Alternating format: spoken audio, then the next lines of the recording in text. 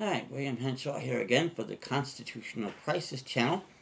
Subject matter today, and I'm going to call it what it is, murders by cop. I mean, hardly anybody listening to this is going to be unaware of what's going on, especially in the past year or so. And this is what needs to be corrected and have some liability imposed on some people and have them sent to jail for long terms, just as would happen if the situation were reversed. Now, we don't need to even stop to tell you about the names. I mean, Eric Garner, Oscar Grant, Michael Brown. I mean, the list goes on and on. Some of them being shot in the back, one of which was in Cleveland. That person's apparently going to be charged with at least second-degree murder, but we'll see how all this comes out in the end. And in case you're not aware of it, the case of Oscar Grant, this wonderful cop named Johannes Meshley ended up pleading out for 1.5 years in jail. I think he was out in 12 months for good behavior. When if the situation had been reversed and it was Oscar Grant, he probably gets 20,000 votes.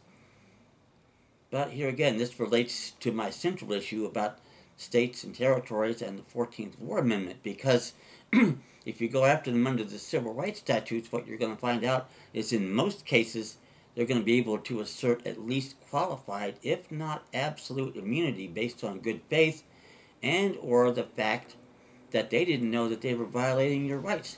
You would have had to have a known right for them to be guilty. Yet when it comes to us, what do they tell you in the court with the traffic commissars?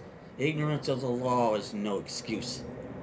I don't know why it should be in their case. If they haven't been properly trained, whose problem is that? But this is the situation we're in. Now, we're going to get a couple of cases that'll have to make it look good. The Eric Garner case in New York, that cop may actually go into jail for maybe 3 to 5 years even, which is a long time considering the circumstances. But some of them are going to come that way because they simply have to maintain, the picture that everything is rosy and you have all these rights. Well, you don't. And these cases are going to be symptomatic of it across the country. And there's a lot more I can say about that, especially with regard to grand juries, but that's a video for another day. But if you really want to get some substantive relief, if we invoke the procedures I'm advocating here, that will get us there. We get before common law juries and common law courts, and they don't have immunity. And I'm including the quote-unquote judges here too. They will be held accountable here.